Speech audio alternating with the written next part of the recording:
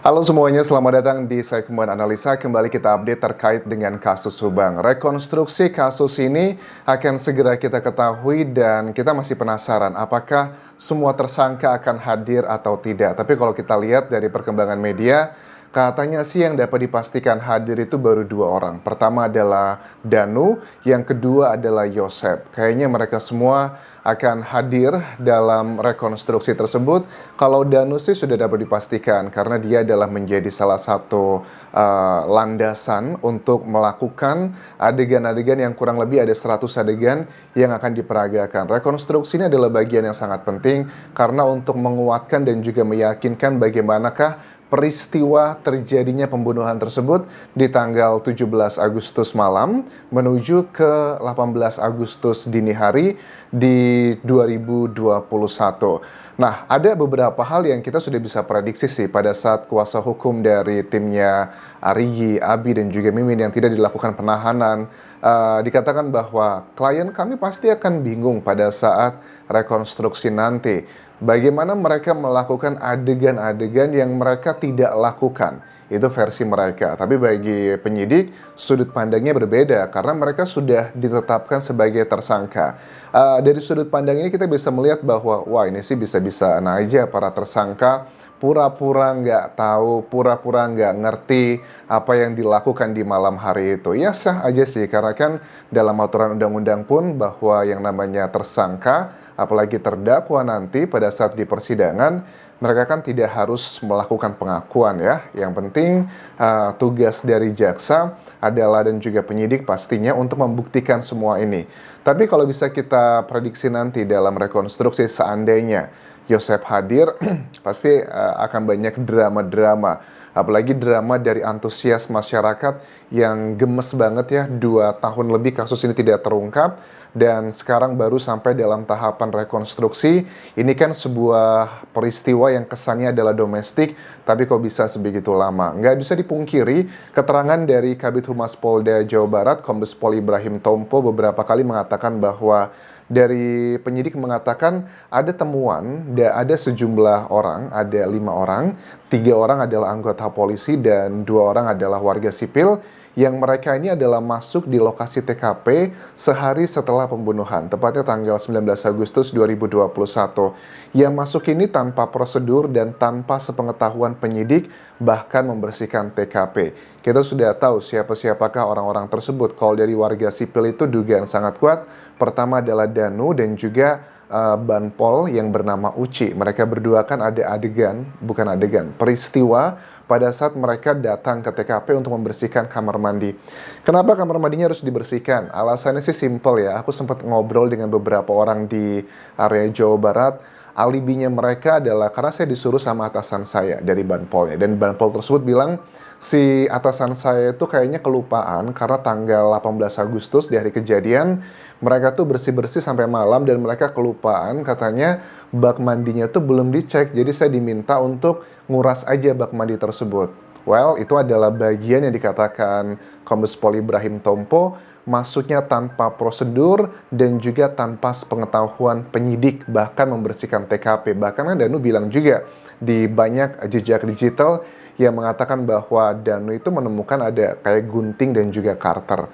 Dugaannya alat tersebut adalah dipakai untuk motong-motong atau ya membersihkan dari bajunya Amel dan juga Bu Tuti.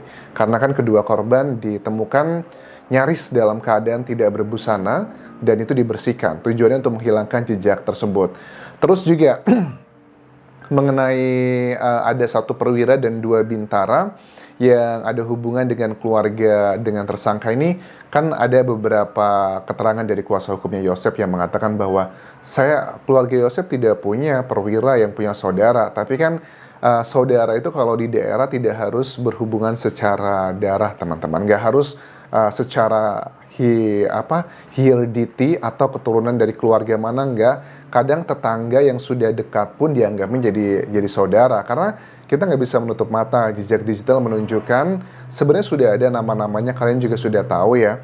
Kalau kalian cek YouTube ini, kalian sudah bisa melihat lah siapa saja tersebut. Waktu pemakaman di tanggal berapa pemakaman tuh? 19 ya? Apa 20? Kayaknya 19 Agustus ya pemakamannya ya. atau ya kayak mungkin 19 atau 20, please correct me if I'm wrong, karena sudah 2 tahun yang lalu. Di pemakaman tersebut kita melihat juga ada sosok anggota polisi yang juga membopong keranda mayat. Dan itu adalah dugaannya salah satu oknum yang dimaksudkan oleh Kombes Pol Ibrahim Tompo. Pastinya panik sekali para oknum tersebut karena kan Polda Jabar ini sudah tegas menyebutkan ada 1 perwira dan juga 2 bintara yang punya hubungan keluarga dengan tersangka. Keluarga itu tidak harus kayak misalnya Arif lah ya, yang merupakan anak dari Mulyana, serta juga keponakan dari Yosef. Ini sudah disebutkan dari awal, banyak sekali yang curiga, tapi atas saja praduga tak bersalah, kita lihat nanti aja bagaimana kelanjutannya. Cuman kan kejadian ini adalah sebelum Sambo ya, kita juga kaget ternyata di kasus Sambo itu banyak banget anggota polisi yang terkena obstruction of justice dengan berbagai macam alasan, mulai dari memang sudah terbiasa melakukan tindakan kriminal seperti itu, ataupun juga karena masalah faktor senioritas. Terus juga kan unik ya dari Arif ini yang merupakan waktu itu dia bertugasnya adalah sebagai anggota bagian humas ya dari Polres Subang. Lantas kenapa dia kok melakukan banyak aktivitas di lokasi TKP? Alasannya mungkin karena dia keluarga saya, oke, make sense. Tapi kenapa dia masuk ke TKP?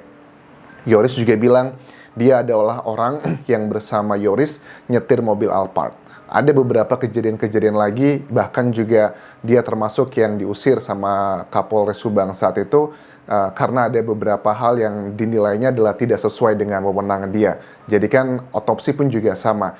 Memang otopsi yang kasus ini ada dua kali otopsi teman-teman ya.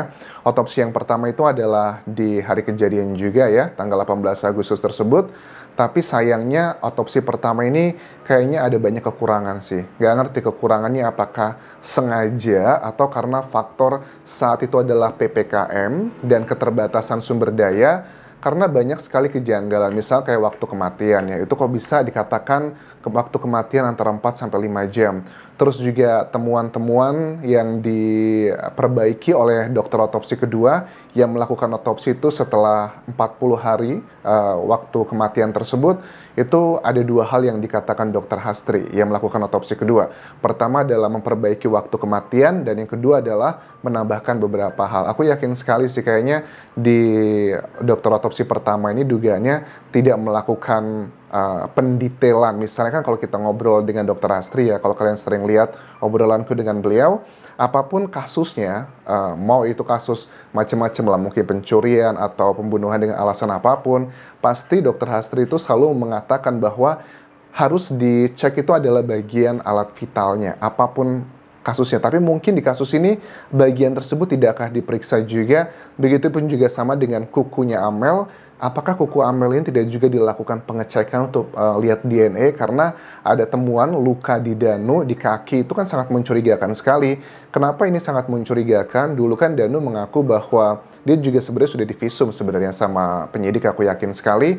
Dikatakan bahwa Danu itu mengalami luka di kakinya, itu alasannya karena dia waktu ngebersihin kamar mandi di TKP ya, nguras bak mandi di tanggal 19 Agustus, katanya dia kesandung sama ubin, kemudian dia sering garuk-garuk, makanya lukanya seperti itu. Kalau dia ngomongnya seperti itu sih, kita masyarakat semakin curiga, wah dia ngomong lukanya digaruk-garuk, apa jangan-jangan ini adalah salah satu indikasi adalah luka perlawanan dari Amel, garukan. Tapi sayangnya mungkin dari otopsi pertama kurang begitu detail dan tidak dicek bagian kukunya. Ya, masih ada petunjuk lain adalah dengan melihat tipikal kukunya Amel seperti apa, kemudian di visum apakah lukanya seperti itu juga masih bisa dengan, walaupun itu datanya bukan data primer tapi data sekunder dan tidak terlalu kuat, tapi itu bisa menjadi petunjuk dan itu merupakan bagian dari alat bukti. Alat bukti kan ada 5 ya, keterangan saksi, keterangan ahli, keterangan terdakwa, petunjuk dan juga surat. Dan butuh 2 alat bukti untuk menentukan satu hal itu adalah sebagai fakta dalam persidangan nanti. Nah, berikutnya juga mengenai isu papan cuci penggilasan. Papan penggilasan cucian ini memang sudah disampaikan oleh Kapolsek Subang saat itu, Kapolres Subang saat itu, bahwa memang ditemukan ada papan penggilasan, dan di papan penggilasan ini ya hanya 1 DNA yang ditemukan, teman-teman. Itu adalah banyak noda merah dari miliknya Amel, tidak ada noda merah dari miliknya Ibu Tuti. Jadi bisa indikasi nih bahwa dari papan penggilasan ini memang adalah bagian yang untuk menghabisi Amel, tidak ada untuk Ibu Tuti. Karena kalau Ibu Tuti itu dugaan sangat kuat adalah mungkin itu adalah golok ya, golok yang bagian tumpulnya, plus juga mungkin ada stick golf, plus juga ada hantaman di ujung sebuah meja yang tajam. Ini adalah informasi dari berbagai sumber termasuk dari keterangan kuasa hukum Danu sendiri. Jadi kalau dikatakan bahwa Bu Tuti mungkin aja dihabisi dengan papan penggilasan tersebut, ya mungkin aja asalkan di papan tersebut ada DNA-nya Bu Tuti. Tapi kalau tidak ada, ya memang itu adalah sainsnya, hanya Amel yang ada di situ. Bahkan kan di kamarnya Amel itu tidak ada noda merah miliknya Bu Tuti. Di kamarnya Amel tuh semuanya noda merahnya Bu Tuti.